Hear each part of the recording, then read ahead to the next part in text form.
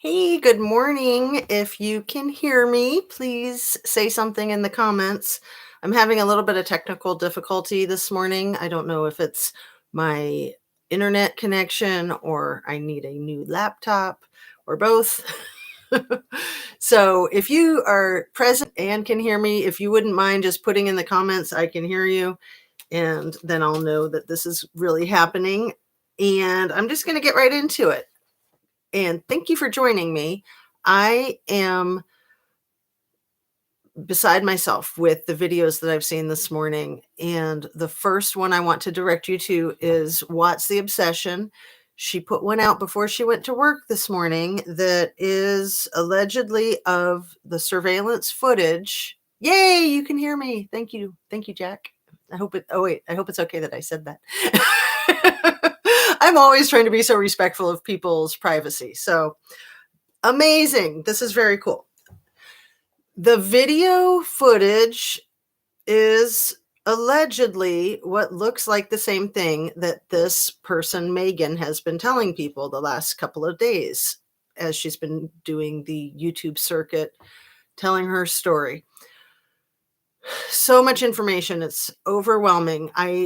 I'd like to try to present everything that I'm finding and my thoughts and feelings about that information and leave it to you to decide or to give me some really good comments.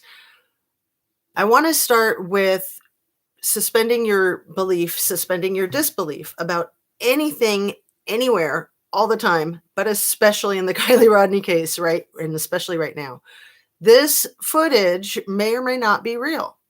It may or may not have the actual timestamp that it appears to have. So it appears that it is at 12:34 the night of that party at Prosser Creek Reserve, and it appears to be a car with its headlights on, slowly going into the lake and then disappearing. And I think that a lot of people are looking at it right now, and the interwebs are probably just completely blowing up. So thank you for watching me if you're choosing to do that when you've got so many options, of course. I am so grateful for my audience, and you guys are great. I have been learning a lot from you already just in the first month of doing this. So the two videos that I got to watch this morning are the one from Kelly, What's the Obsession, with that footage, and also Harsh Reality, which was the perfect balance, in my opinion, because Harsh is, I think he's saying that he doesn't buy it, which I think it's really important to always keep an open mind and recognize that things are not what they appear. And it feels like to me that this case is absolutely, completely off the table as far as trying to call it a motor vehicle accident that night. If anybody wants to say that it was a motor vehicle accident that night that took the car into the water, and Kylie's been in that water for 15, 16 days before AWP discovered her, then that means that those 60 professionals that were out there, the umpteen entities of law enforcement that were out there, and the near 20,000 hours that they billed for was a complete waste of time, that they had no idea what they were doing. They were right on top of her vehicle the entire time with very clear water. Very clear water. Don't listen to what they say when they say it's all murky and muddy. We've seen the drone footage, right? You can see the car down there. I think that's on the 18th. So we don't know if the car was there before that drone footage was taken or not. Anything is possible, right? And perhaps the car was there, and perhaps our deceased victim that we're all so concerned about, maybe she wasn't there. Maybe she got there after the car got there. It sounds crazy, I know, but anything's possible. So keep an open mind, make your own assessment, look at the evidence, understand that some evidence is going to be suppressed, some evidence is going to be fabricated by who knows, and that some of it is just, we will absolutely never know, right? we're not going to know everything. And truth is always stranger than fiction in my experience, all right? So what strikes me the oddest about the whole Kylie Rodney disappearance is that she was indeed recovered from ground zero where the alleged disappearance occurred. And the whole case took so many weird twists and turns. So let me get right into something that's the heart of the matter for me, being a mother. And when her mom kind of scolded and berated all of social media and said, "We got this, honor and silence, kindness in minding your own business."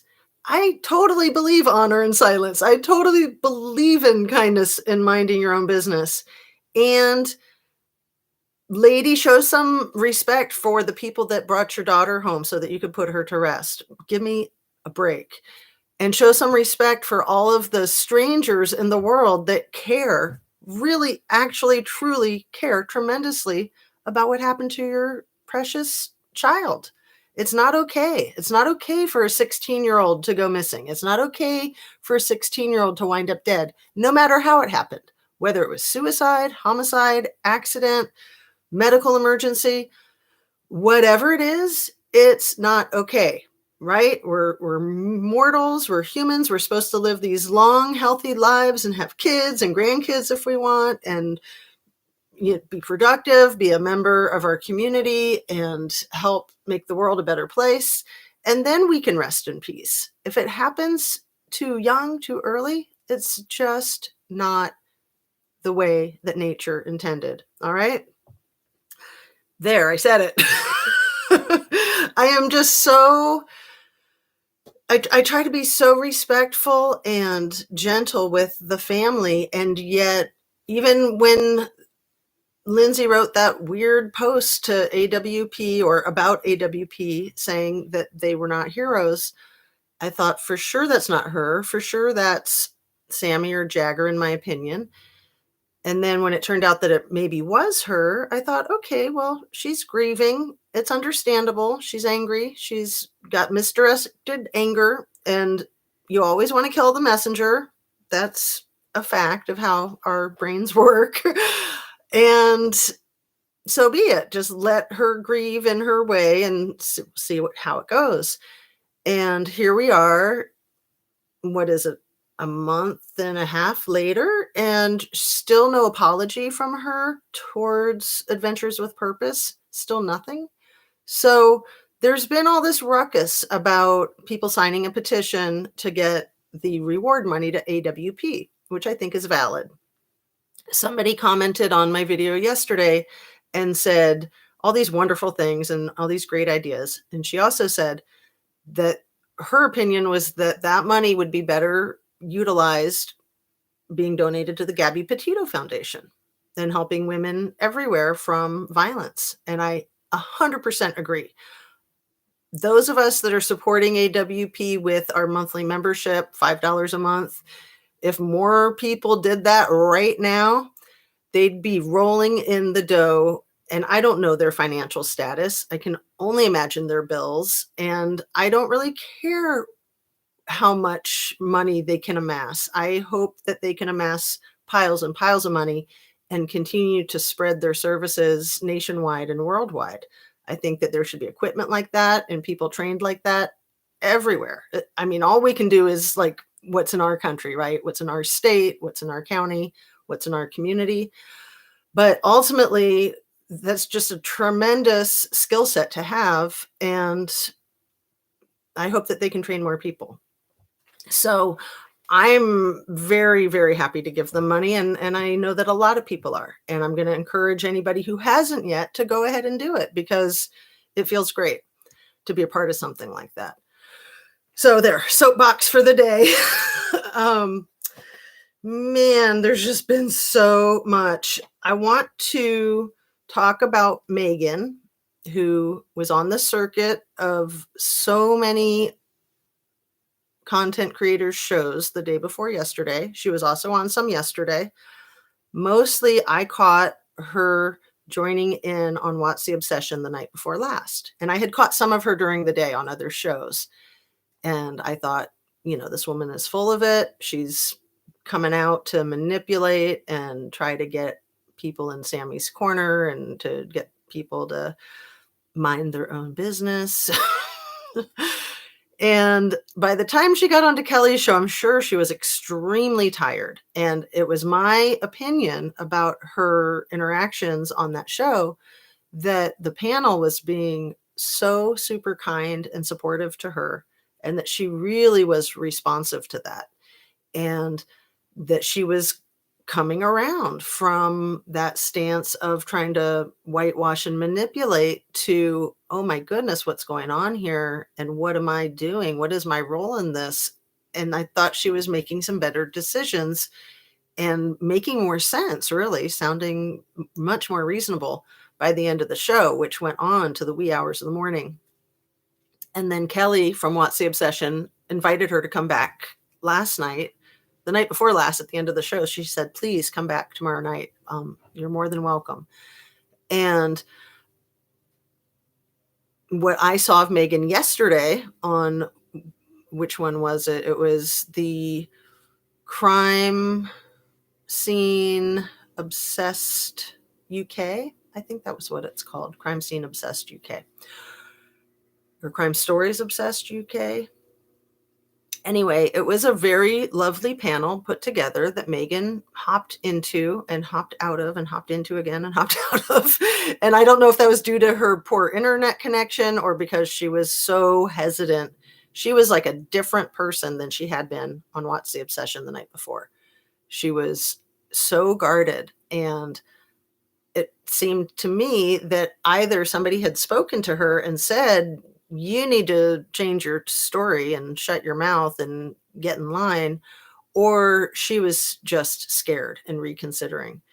And I want to talk about people being scared in the Truckee community, because that community is literally built on the Donner Pass, physically and psychologically. That community has people that were in the Donner Pass tragedy in 1847, the winter of 1846, 1847. There are people there that are descendants of the survivors that survived by cannibalism. And cannibalism is just like the grossest thing in the world. And I think the most fascinating thing in the world, like right now, this whole Jeffrey Dahmer thing, which, I just can't deal with personally. I was actually in Milwaukee area when he was discovered. I never lived there. I was just visiting some friends. But we had been watching Silence of the Lambs, and then they busted Jeffrey Dahmer, and it was just like, you got to be kidding me. Weird, right? The way things happen, the synchronicity. Anyway, we all know that Silence of the Lambs was about Hannibal the Cannibal. And we've heard the stories about the Lord of the Flies, and the children in that story eventually succumbing to cannibalism. It's all just really gross, right? So this community, I've said it before and I'll say it again for anybody who hasn't seen those other videos yet. This community is built at Donner Lake. So they named the lake after the Donner Party that happened up on Donner Pass. You can see Donner Pass from Truckee, from pretty much everywhere in Truckee. It's a very small town, tight-knit community. And that tragedy was the worst tragedy that happened in the American history migration stories that we've heard about, that's recorded, that's documented. What happened was about 20 feet of snow fell on the crew as they were trying to pass the highest point of the Sierras. And there were 87 people in the group. They were stuck up there for 3 months, I think from October until they got rescued February 18th. And it took the rescue crew a couple of weeks to get there once they found out about them. And when they got there, Holy holy smokes. Holy kaboli. What they saw was blood, guts, and gore everywhere in the snow, and 46 survivors out of 87 people. So the first story that was told by the people that were rescued was, well, the people that didn't survive and died, we survived by eating them. Okay, that sounds reasonable, right? When those people were eaten and they were still starving, the families, and this is two families mostly, the Donner family and the Reed family, extended families, and maybe some other people, they started selecting family members to eat. So they started selecting the young and the old and the weak, the ones that they thought might die next anyway. How on earth do you do that? And then to keep it secret, and then slowly over months, these people all distributed into the area of Tahoe, Sacramento, the Bay Area, and the 46 people that survived were pretty prominent, wealthy figures in the communities as these communities built up. So now there's descendants of those people in all of these communities. Places like Sacramento and San Francisco are cities, they're big cities. But then you take a small town like, say, Auburn, which is between Sacramento and Truckee, or you take Truckee, these smaller towns, I know how they get. I love small town culture. I love the everybody knowing everybody to some extent. Everybody's up in everyone's business, and that's not healthy. It's not okay, and it's not kind, to quote Lindsay. Definitely mind your own business when that's what is appropriate, right? I mean, we all have our own lives. We all need to take care of ourselves, and we all need to just live and let live. Let it be. That's a quote from Gabby Petito. She had it tattooed on her arm. Let it be. And we all know that is a Beatles quote. And that is, to me, the worst part of a small town, is people not minding their own business and just, other stuff too. We won't really get into it, but we all see what's going on in Truckee, right? We see that there's a ton of money in the area, that there's a huge financial crisis worldwide right now, but we'll just talk for our country. Prices of gas are way up. Price of food is way up. They're at the end of their lean time of the season or of the year. The lean time is from April until their first snow, which I'm not sure if that comes in October or November. It probably varies. They get a ton of snow. They get a ton of skiers. They make piles and piles of cash. But right now, they're strapped and they're trying to make it to pay dirt, right? They don't want to have a reputation of being a community of cannibals where the teenagers metaphorically eat the other teenagers, right? I mean, it's ridiculous. Oh my goodness, I see so many comments. I love it. I'm not going to get distracted by that because I'm new at this and I have so much to share with you guys. So people in Truckee are fearful of retaliation from law enforcement, straight up. People have said that numerous times, and I've said it before, I'll say it again. Law enforcement despises hippies. They despise hippies. They also despise ex-cons. When you're looking at the family of origin where our lovely Kylie Rodney grew up, in that household was very much a hippie culture, in my opinion.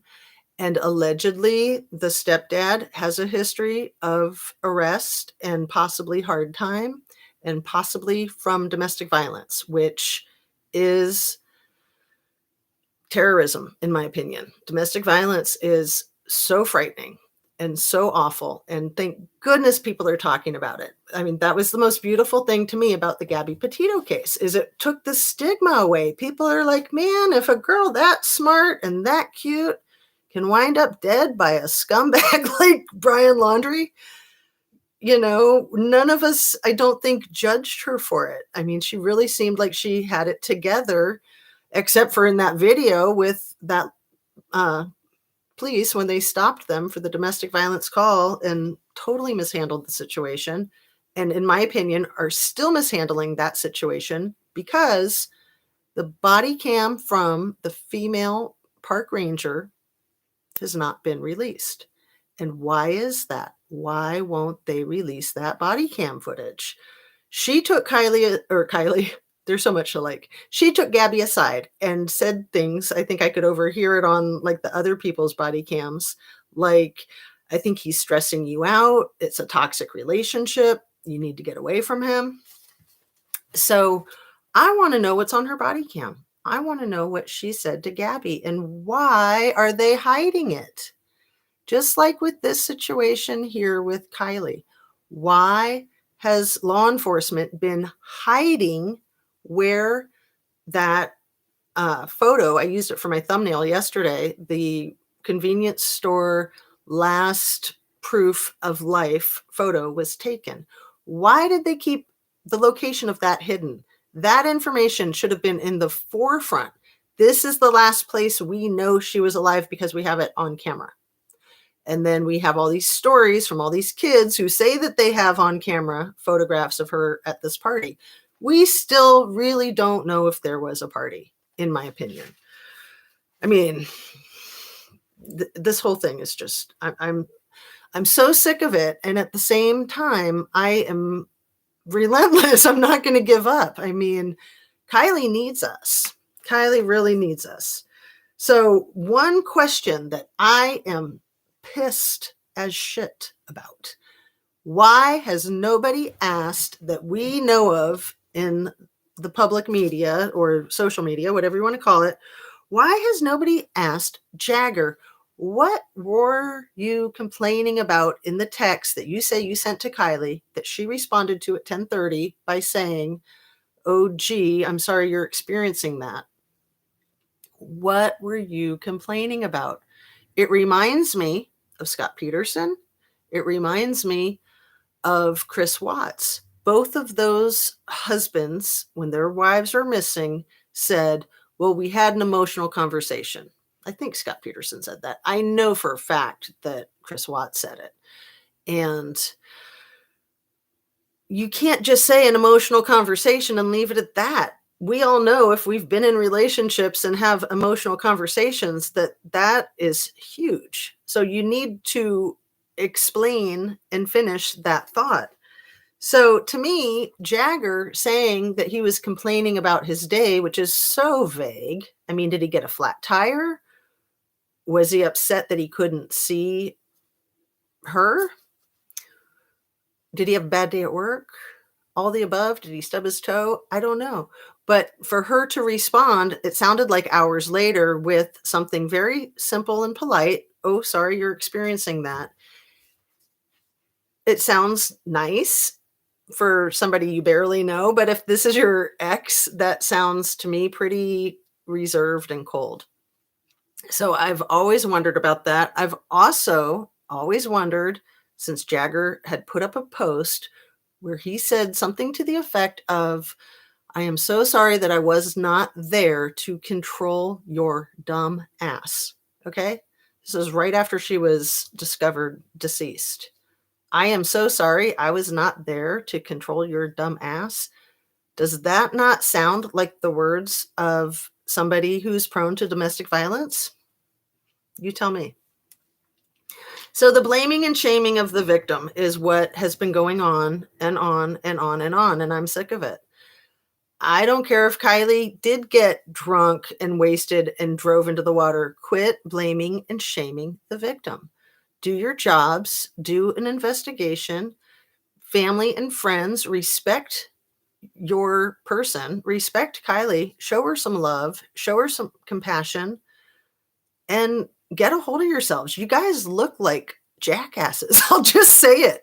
The whole world is thinking these people in Truckee are some sick freaks and don't go anywhere near there. And whatever you do, don't give them your money. If you're going to go skiing, go down to like the other side of Tahoe.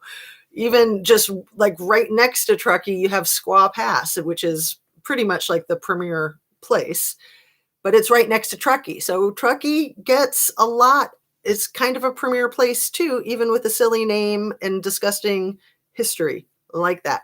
But they're reliving their history. This is why we always say, we're always taught, history repeats itself. I'm not saying anybody ate Kylie. I'm saying metaphorically, okay? This community is eating their young. Have you heard that phrase? It's a disgusting phrase, but it's metaphorical and it happens. So, as you can see, I'm really worked up. So, fearing retaliation from law enforcement is not okay. Law enforcement is very respectable and very noble and a very courageous profession for somebody to be in. I appreciate all folks that dedicate themselves to helping others and protecting others. I especially appreciate law enforcement and military because, like I've said again and again, I've grown up with that in my family. And I appreciate it from the bottom of my heart. I personally cannot imagine being in law enforcement, even though I used to work in enforcing mental health laws. And jokingly, those people in that career profession at the time referred to ourselves as the brain police because we pretty much were. I still just can't imagine in this day and age being a police officer. And I know police officers that are just really, really nice people, okay? But they have to be ready to go at the drop of a hat for anything, especially with all the active shooters and horrible things that are happening these days. So let me quickly mention again the ember theory that I have of Mags with her pock marks on her face in the early video, because I see moles on Sammy's face. And I also see what look like moles on Jagger's face. And I don't know that I've ever really seen Kate's face up close, but I'm wondering if these kids had a bonfire by the water, something about a blood trail down there, if you guys have heard that here and there. And my thought is that perhaps they were trying to destroy the DNA evidence with a bonfire down there by the water, which there were no fires allowed anywhere in that area because of the dryness and fire hazards. There were no bonfires allowed. But they had a bonfire, allegedly. And I'm wondering if they were too close and they were on drugs and they got hit in the face with some embers. Somebody was like, "Oh, I can't believe you're criticizing Mags's acne." You know, it could be acne, and I'm not criticizing it. I'm wondering what it is because it was shockingly severe. And she obviously had makeup on to try to hide it, and usually you can hide it pretty good. You can hide acne pretty good with some good makeup. So it was just odd that these black marks were so profound and so many of them on her face. And sure, maybe it was just a bad acne period of her life. But looking at pictures of Sammy, looking at pictures of Jagger, and then listening to what Nick from the roadside assistance guy said about having acne or moles on his face on both sides. It's just a question. I'm not making a statement. I'm just asking a question. And I think that that's what's so important to do in this line of work as whatever you want to call ourselves, like internet sleuths, armchair detectives. And in real life sleuthing and detective work, you want to ask the right questions. If you don't ask the right questions, you're not going to get the information. So I think that there were so many things I wanted to cover. Oh my goodness. I had like 4 pages of notes from the last 24 hours. But I think I'm going to do another video because I want to get this one up and running. I want to send everybody to watch the What's the Obsession from this morning, like I said at the beginning, and the Harsh Reality from this morning. I have so much respect for Harsh and for Kelly and for all the others that I've mentioned. I don't like to pick and choose because there's so many good ones and there's great ones that I've never even heard of yet, right? This true crime community to me is amazing. I really enjoy it. It's, I think, a great hobby, and I feel excited that I've been able to turn my hobby possibly into a business. Whether it is a business or not, it's something that I take very seriously and very compelled to do. It's just the way I'm wired, and I'm not going to apologize for that. Anybody who doesn't like it is, that's fine. That's absolutely not a problem. Live and let live, right? Live and let be. So on that note, I'm going to wrap this one up, and I'm going to work on my other video, and I'm going to try to have it up as soon as I can today, because there is just too much going on. So thank you so much for joining me. I appreciate you from the bottom of my heart. I used to think that was really corny when creators would say, you know, love ya. How are you guys doing today? Stuff like that. I think how insincere, like they don't know who is watching, but you feel such a connection with these people that are watching your stuff.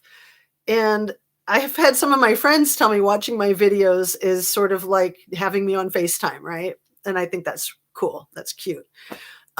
Especially being of the generation that grew up with the Jetsons. So I'm going to wrap it. I'm going to encourage everybody to fill up your water bottles and stay hydrated. Drink. I still need to drink a little bit more coffee. I came on a little too early. Drink up your water, however it is that you do that, with ice or with Gatorade or whatever. Just make sure you're well hydrated. There's nothing more important than that. The other thing is making sure you have good nutrition. You just can't have a good day if you don't have good nutrition. And for anybody who's been failing themselves lately with good nutrition, just know that you will feel better immediately, if not sooner. I mean, it's very quick that you get rebooted when you eat your fruits and your vegetables and your protein. If you've been eating a bunch of candy and fast food and all that, you know, we all slip and fall into that mess. Just pull yourself up, get your fruit, get your vegetables, just eat a carrot, eat an apple, eat it with some cheese. Get your rest, get your exercise, and be really kind to yourself and really kind to the people around you. And again, my little soapbox. I'll see you on the next one. Thank you so much for watching. I'm really appreciative. Take care. Oh, yes. And there we go. Thanks.